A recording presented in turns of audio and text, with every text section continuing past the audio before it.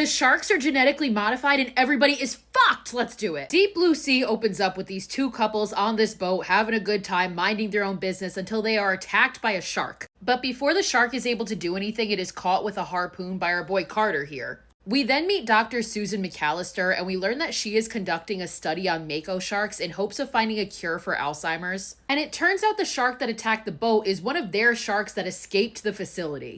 They get the shark back, but because of it, this executive that is one of the financial backers, Russell, is sent to the facility to investigate. And basically, if he does not see any viable results within the next couple of days, they are going to shut down the project. So Russell gets to the facility, which is literally in the middle of the ocean and mostly underwater, and he meets the rest of the team. This consists of the other doctor, Jim Whitlock. We have Scoggins, who's the engineer, and Janice, who is the marine biologist. Of course, we also have Carter, who's the shark wrangler.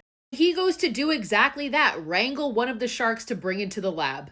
But he notices that they seem a bit more aggressive and they try to attack him. And he's made it clear sharks don't attack unless they mistake you for something else, so this is not normal behavior. He manages to get the shark onto a platform that raises it into a lab, and Susan probes it and takes this fluid out of it. She injects it into the brain neuron of an Alzheimer's patient, and it works. As everybody's celebrating, Dr. Jim gets a bit too close to the shark and it snaps and bites his arm off. So the tower calls for a rescue, but there is this massive storm happening outside. But eventually the helicopter gets there, they attach Jim to a wire and start to pull him up. But the wire malfunctions and drops him back into the water where one of the sharks starts to drag him. It drags the helicopter and crashes it into the tower, which causes it to explode. Now, in the lab, there's this big glass window, and they see one of the sharks throw Jim, still in the gurney, into the window, and it starts to shatter. And the five of them narrowly escape the lab as it floods. And then they hear the shark start trying to break out to come get them. So Carter is like, bitch, what the fuck did you do to these things? And Susan's like, okay, I violated the Harvard Compact, and I used genetic engineering to make the shark's brains larger. And this has made the sharks way too smart and much more aggressive. As this is all going on, we see that the facility's chef, Preach, is in the building as well, trying to find a way out.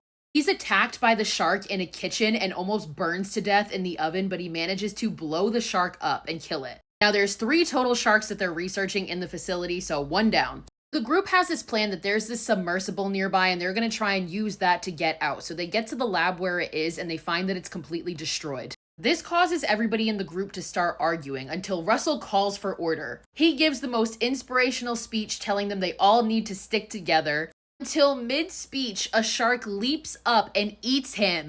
This is still one of the most shocking deaths of all time. So more water comes and the remaining group gets to this elevator shaft, but a shark is bursting through the watertight door in an effort to get them. Carter opens another door so it can't rise to their level and they start climbing this ladder up.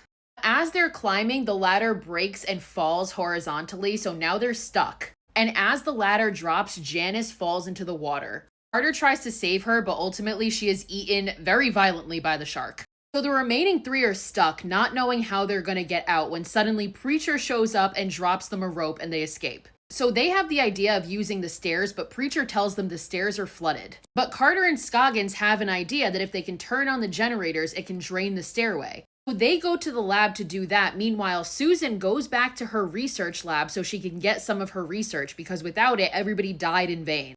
Carter and Scoggins are able to get underwater and get to the control panel and turn it on. But then a shark shows up behind Scoggins and eats him and also rams him into the panel and destroys it. Meanwhile, Susan is attacked by a shark in her lab and manages to electrocute it, which also electrocutes all of her research. So that was for nothing. So the 3 remaining survivors decide that the only way out of here is to swim. So Susan, Preacher, and Carter go to this decompression tank. Carter wraps these bright red life vests around these oxygen tanks to distract the last shark as they're going up. And they all hold hands as Preach prays as the decompression chamber floods so they can get to the door above. So they get out and the distraction works and they make it to the surface until one of the sharks grabs Preach and drags him underwater. Preach removes his crucifix necklace and starts stabbing the shark and eventually gets it in the eye and it lets him go. And Carter gets him out of the water so he's safe. Now Carter looks at the fence that is the barrier to the ocean and realizes that the sharks flooded the facility on purpose because they want to escape and get out to the deep blue sea. So he and Susan realize that they can't let this genetically modified shark out into the ocean and they need to kill it. And as the shark is ramming into the fence trying to get out, Susan decides to use herself as bait and she cuts her hand and jumps back into the water. Meanwhile, Carter has attached his harpoon to this makeshift device that can explode the shark. So the bait works and the shark starts to follow Susan, but as she tries to get out of the water, the ladder breaks and she is stuck and the shark eats her. Carter jumped in the water to try and save her, and now he can't get out either, and the shark comes for him, but he dodges it and grabs onto its fin. Meanwhile, Preacher grabs the harpoon and shoots the shark through the fin, but it also shoots Carter through the leg, so now he's pinned to the shark. And before it drags him underwater, Carter yells at Preacher to blow it up. The shark goes through the fence and Preacher hesitates, but he does detonate it, and the shark explodes and finally dies. Then Carter emerges from the water having lived. He held onto the fence as the shark swam through. Carter and Preach reunite and sit and wait as a boat comes towards them, and they joke about how they quit this job, and the movie ends.